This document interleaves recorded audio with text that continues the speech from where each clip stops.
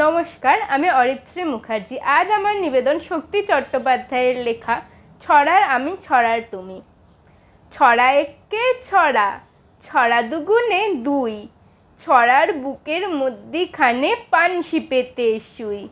ধানের ছড়া, গানের ছড়া, ছড়ার শতেক ভাই, ছড়ার রাজা রবীন ঠাকুর আর রাজা মিঠাই।